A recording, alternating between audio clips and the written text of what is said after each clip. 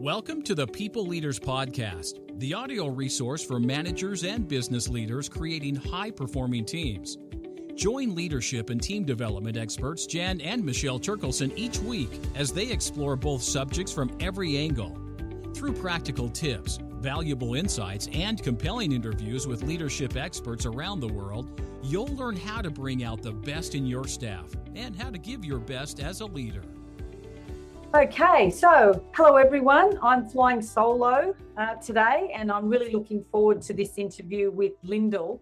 I know that you are all going to walk away with not only some new and interesting facts and knowledge, but you're going to want to apply some of these insights. And I think you'll also come away with a broader perspective on you, your role, and also the organisation that you work in. So whether or not you are a solopreneur or you're working in a corporate environment. And so Lyndal has over 25 years experience implementing transformation leadership strategies for the health sector, professional services and blue chip companies, and also government departments, not only here in Australia and New Zealand, but in the UK and the US. So as you can hear, we have a lot of experience in the room.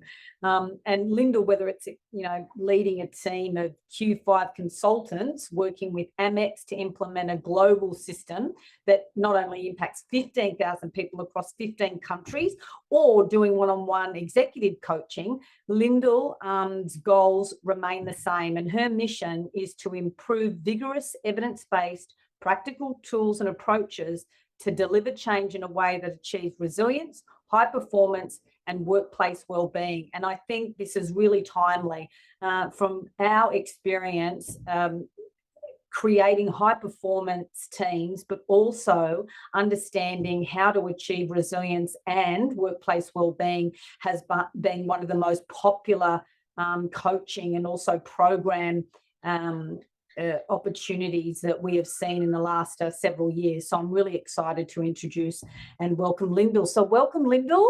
Hello. Thank you for the introduction. Oh, my pleasure. Well, I think it's really important that people understand, the breadth of experience that people bring. And because our listeners not only come from, the corporate area, not only in Australia, but across the world, there are people who are growing their business as well. Yeah. And I think it's really interesting to, have a look and understand that when you're building your business, the principles that, large organizations use are some of the principles that smaller businesses can use as well. And I think this is particularly absolutely that's right. And so and that's why I think having a purpose-driven business is going to be really important. So let's start on that. So we hear a lot about purpose-driven organizations, and it's a little bit of a corporate term. So can you just tell us what this means and why is it important? So a purpose-driven organisation fundamentally is really clear on its why. So as with a lot of terms today, they dilute and they get broadened. So some people view a purpose-driven organisation in that not-for-profit world, helping community. It doesn't have to be. It's an organisation who's just really clear on the value and its reason for being. And at the end of the day, an organisation that's clear on its reason for being will enhance the community in which it's in and will enhance the experience of everyone working there. Yeah, I love it. And I was doing some research on purpose-driven organisations, and they said that what separates them is their longevity and authenticity, because like what you were saying is they're really clear on their value and their why. And also Deloitte said that they witness a higher market share and they grow on average 3 times faster. And it's like, when I read that, it's like, why wouldn't you invest in that? Yeah. And it's interesting. Salim Ismail has done a lot of work with exponential organisations and looking at those characteristics of organisations that grow tenfold, so explode even more than 3 times. And they have what they call this massive transformative purpose. So a really big why. If you look at Google, they're really big whys to organise the world's information, which when they came up with that almost seemed too far-fetched. But now we get what it means. It have this really big purpose and you just know that all the action's heading towards it. You don't have to micromanage. You don't have to check on everyone. Even in terms of strategies, it's heading in that one direction. So it's very powerful if you get it done well. Yeah, definitely. And I suppose if everyone is really clear on the direction that they're heading, how they do it is going to be different, because you obviously want diversity. But you've got like a team that's really engaged in delivering. Yeah, it means that, like agile's the other word which is used a lot, and little agile is that you're flexible.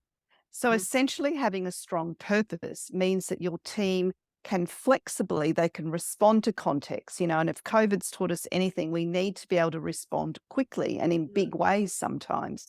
But if your purpose doesn't change, you know what you're responding towards. It's giving clarity.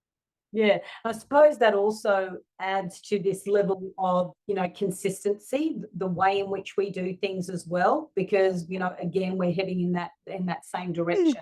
Yeah, I love it. So how do you think this relates to someone's day-to-day work tasks? So here I am, I'm not even the owner of a business, I'm working in an organisation, or I'm working, in a small business. Why would this be important to me?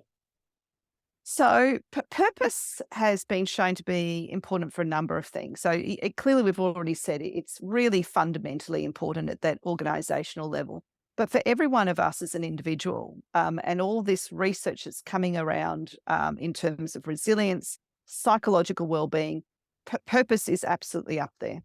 And there was research done a while ago by a doctor in New York, a psychiatrist, Dennis Charney, and he looked at individuals who had experienced extreme adversity.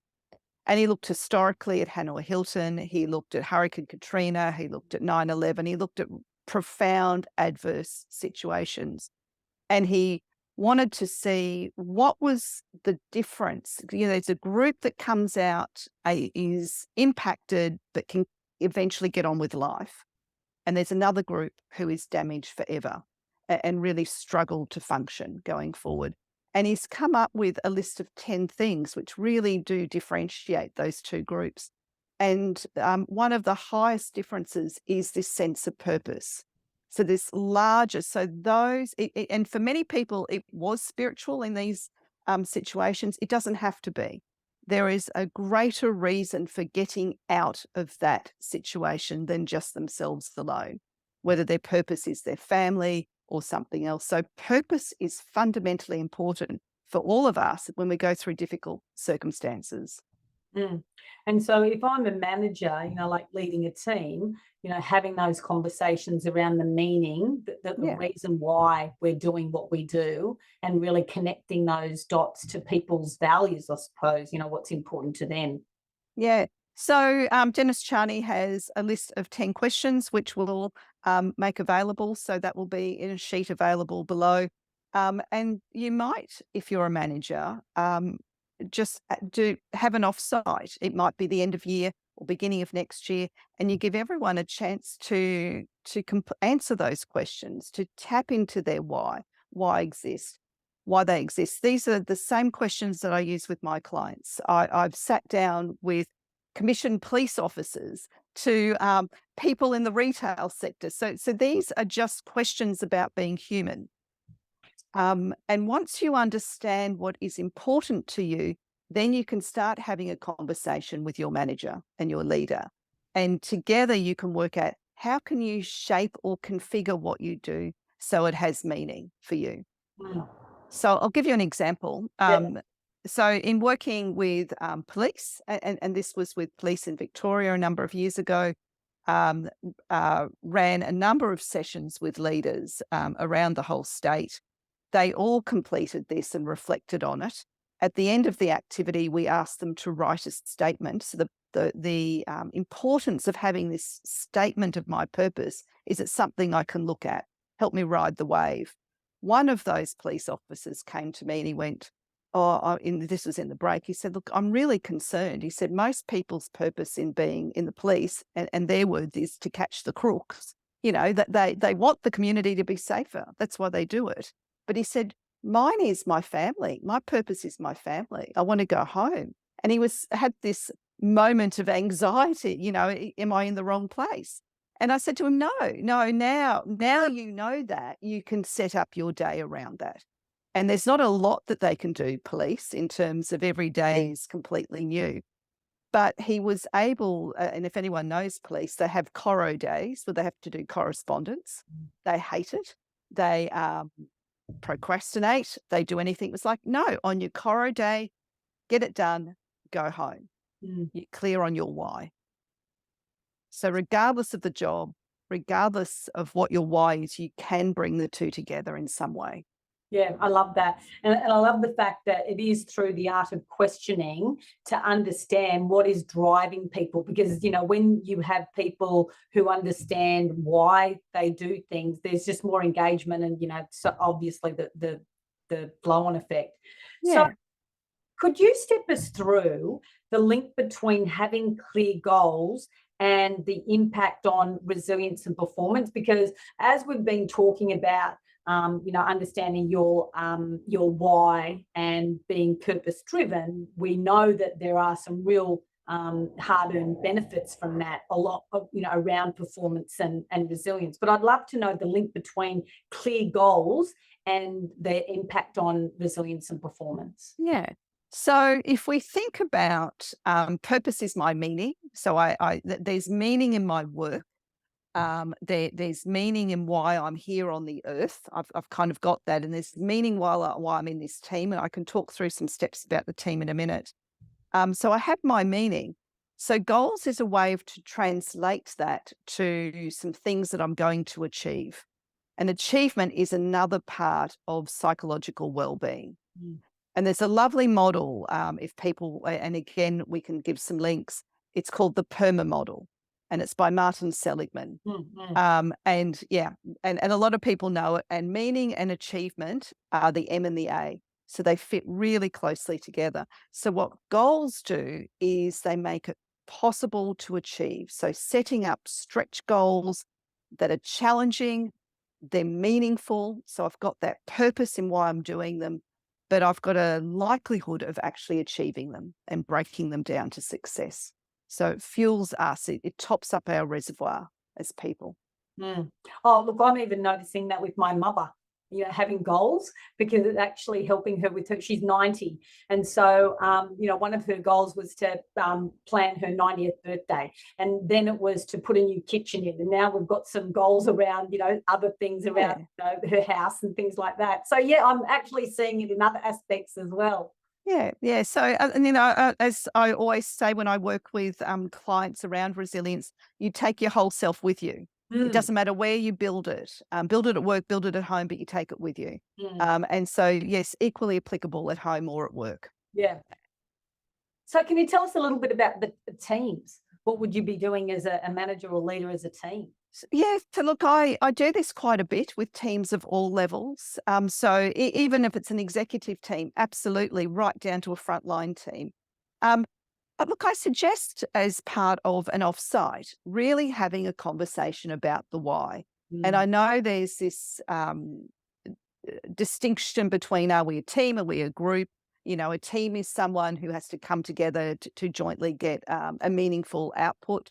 But regardless, even a group, why do we exist together in this organisation? And I think a nice technique. So if you imagine, even just allow 2 hours, I would say, for a good conversation. Give it purpose in itself. But a nice technique, because people, you might find that some teams, everyone's a bit quiet, or they defer to what the leader. So they'll kind of look to the leader and kind of go, oh, what's the leader saying our purpose is? That'll be it. My suggestion is have everyone in the team think about the why, think about what would be missing if that team didn't exist. So the people might exist, but not as a team. What would be missing? And have them write it on a separate piece of paper and put it into a hat. And then everyone pull out a different piece of paper and they can share what's on that. So again, to stop this vulnerability of sharing what I really think, probably what you'll find is they'll vary quite a lot. And I've even done this with not-for-profits and a not-for-profit board where you would think that everyone's very clear on the purpose, and it's not. It's often taken for granted. So put it on a piece of paper so people are comfortable. Have everyone read it out and have a discussion. What is our why? Then the next step is I would be asking the team, on behalf of whom does the team exist? Who is that team in service of? And again, that's not always quite clear. Mm. So that would be the second step, and a really good discussion, because it's not everyone. Mm. And then the third step would be I'd ask and have a discussion if there was one thing we did every day as a team that matters for that group that we exist, what would it be? What would be the thing that we would make sure we did every day for that group? And then you can then bring in that individual goals and start aligning it back to that. So it hangs together really nicely. Yeah, I love that. And what you're doing is you're going broad and then getting really specific. And I like the idea about the one thing, because I've just finished reading a book, The One Thing, because, you know, we always talk about priorities, but it really is a priority, you know, it's singular. Yeah. And when we're really clear on that, can you imagine a team being really clear on why, you know, for who they exist and why, you know, understand who their really key stakeholder is and be able to deliver on that? That's pretty powerful. Yeah, it is. It is. And actually you're changing culture. Mm. And when I, when I talk to leaders about culture, often culture is discussed as this separate thing, this thing in the ether out there. Actually, culture is what leaders do, and it's what we do every day. So if we're all doing something that matters to the key group of why we exist, well, I mean, that's powerful. That's productivity, and it's purpose in itself. Yeah, absolutely. And, you know, this can, you know, you could do this if you have, you know, a small team or you own your own business, no matter what field you're in, you know, whether it's, you know, plumbing or whether it's corporate finance. I think those questions are extremely important. Understanding, you know, why do you exist, on behalf of whom, like who do you service? And then the one thing that matters every day that's going to, you know, move you forward. I think they're really powerful. And I hope, you know, people are writing this down, or you'll hear it in our, see it in our transcripts. So Lyndal, what role, so thinking about, you know, like teams, what role do you think recognition and acknowledgement play in this like value proposition? Because we often talk about the role of acknowledgement and recognition, and how there are certain personality types that need it more than others. However, across the board, we find that this is a really important, and it's a real indicator of the type of culture that you have. You know, how do you recognise and reward? So could you tell us a little bit about that? Well, recognition, absolutely. And I think at the heart of recognition is that person matters, that they're valued, that I see what you're doing. But it's not recognition and acknowledgement that's a general, you know, hey, thanks for coming into work today. It was great seeing you. It's actually, thank you for doing that thing because it really made a difference. So again, I think threading some purpose, you know, some why in the recognition, again, is really important. I think it also links to this sense of belonging. So and recognition can be quiet. It does. So to your point, some people really like, you know, a pat on the back or being acknowledged as part of a team meeting, and it feels good. So quite public. Whereas others may find that really uncomfortable. So as a leader, it's discerning what matters for this person. What is a recognition? And sometimes it's the quiet recognition. It's like, I've been watching what you've been doing, Fred, and it's great. The way you did X, Y, Z with that customer, that's something I think the rest of us can learn. Thank you. And recognition doesn't have to be that they've achieved the thing you want. It's recognizing that they're progressing towards it. Yeah, you're looking at that behaviour, not necessarily the result or the output that they're producing. Yeah, I love that. And I think, you know, like connecting it to, you know, why it matters, like the impact that person is having on the behaviour that you're observing is really important. Yeah, like there's lots of responsibility for leaders, and that's why, you know, they're one of the prime levers of changing culture as well, because, you know, they do impact on so many levels. Yeah. The reason I became really, I started working in the realm of psychological wellbeing over 20 years ago. And I would go into organisations. I didn't want to talk about stress. Yeah. It was because now I talk about stress, it becomes a risk. So we talk about motivation and resilience. But essentially, if you're talking about psychological well-being, you're talking about two parts. One is it feels good to be at work, and there's meaning in what I do. And you're touching on both there, Jan. So the meaning bit we've touched with purpose, but it feels good to be here. And I'm being recognised. It's actually quite a nice place to be. I've got good colleagues, good relationships, and together it makes a sense of belonging. And the other buzzword, which we hear everywhere, is about psychological safety and speaking up. Really, if you strip all of it back, if you make it feel good to be at work and there's meaning, and as you say, I'm recognising people, there is a sense of belonging. It can be that simple. Mm. Yeah, and I notice it in organisations where they don't necessarily just rely on the leader for that, whereas colleagues are recognising each other, and that's when I can see a real, constructive culture in play when we see that. Yeah, and that's the role modelling. Speaking a lot in the healthcare sector because of the frontline workers, absolutely exhausted, very hard to get staff, as you know. So what we can work on is make the experience of work better. And in working with one of the LHDs, they came to us to ask about wellbeing. And in the end, we went, you know what? It's part of staff experience. So I think the message again for leaders is don't see all of this as separate pieces and, oh, there's another thing I need to do. It's really thinking about this is staff experience. How do I make it better? How do I have people working in a purposeful way? Beautiful.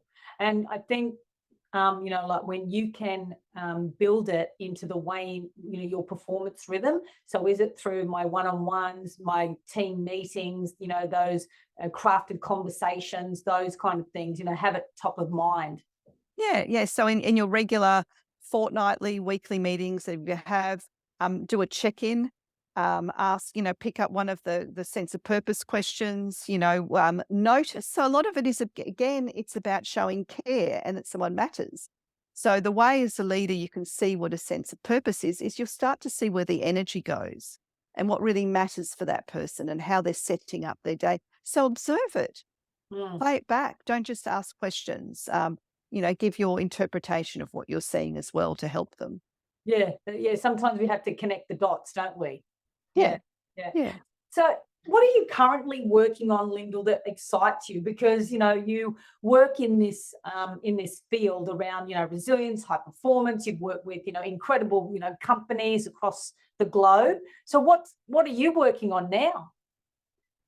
We're actually working with another healthcare organisation, and I do love organisations that have impact on community. Yeah.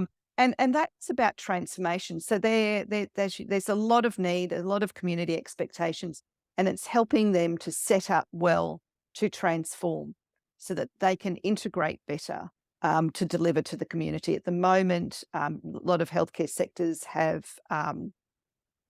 different services isolated, having to go to different sites. So looking at how to get a more seamless experience for patients. So really thinking about elevating that patient care. The interesting thing when you work in healthcare is people have a really strong why. Yes. It is the patient. So the challenge sometimes is helping them to look after themselves. Yes. And this comes back to the individual, as you were saying, because we're all on a career marathon. We're not having a sprint.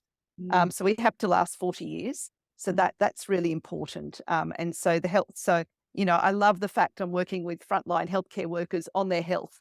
So to help them stay well and energize to give better treatment to patients. And looking at how do you line up the strategy with the culture, with the technology, with the operating model, the operating rhythm. So really looking holistically at a whole organisation. How wonderful. Yeah, it's fun. Yeah. So how do you, manage your resilience and wellbeing, being an expert in that field? What are some of the things that you do? It's tricky. I sort of say I don't like being a hypocrite. So I do. I actually love running the program when we run a resilience program, because I always refresh it for myself. What do I need to do? Yeah. I think, look, there are a couple of key things which are really important, and I think everyone's really busy. One of them is detachment. So there's a lot of research around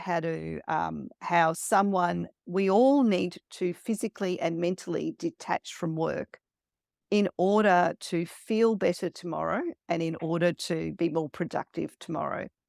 So it's thinking, how do I transition from work? So if I'm working at home, what do I need to do to break? What do I need to do to manage my emails? I might reconnect later tonight, but it's contained. It doesn't permeate through the whole night. So detachment's really important. I think quality time, so a bit of exercise. The other piece, which sits comfortably with well-being, is exercise. It's considered almost the magic bullet in terms of reducing likelihood of depression, recurrence of depression. So I do lots of walks with my husband. So again, having someone and doing a walk is lovely. So thinking physically as well as that detachment piece are my two keys. Beautiful. And that's, a really nice reminder for all of us, like what are we doing in any 24-hour period that is supporting our well-being? Because, the most important thing in our life is our life. Absolutely. And I think the thing for everyone listening, and again, this is working with police over a number of years, those who slip into clinical needs, so stress. So we all need pressure, but when we keep tipping into stress a bit too often, we can find it hard to pull ourselves back. Those who quite often end up on stress leave, not all the time, but quite often, are those who have had the build of little stresses all the time and haven't consciously topped up their reservoir. So think of yourself as your reservoir. It doesn't need to be a big stressor in order to tip you over. It might be just an accumulation of a lot where you're just taking yourself for granted, really, and not topping up. Yeah, that's right. And, as you mentioned before, it's really, how do you feel? Because that's a really good indication of, like what's happening in your psychological system and also your physiological system. Yeah.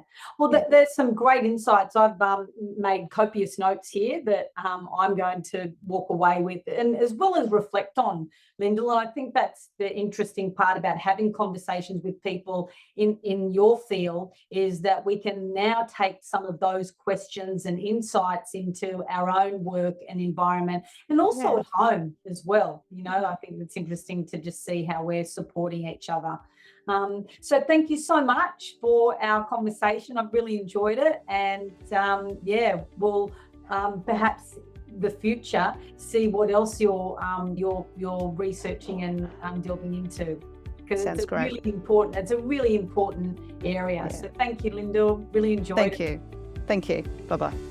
Thank you for joining us on the People Leaders Podcast.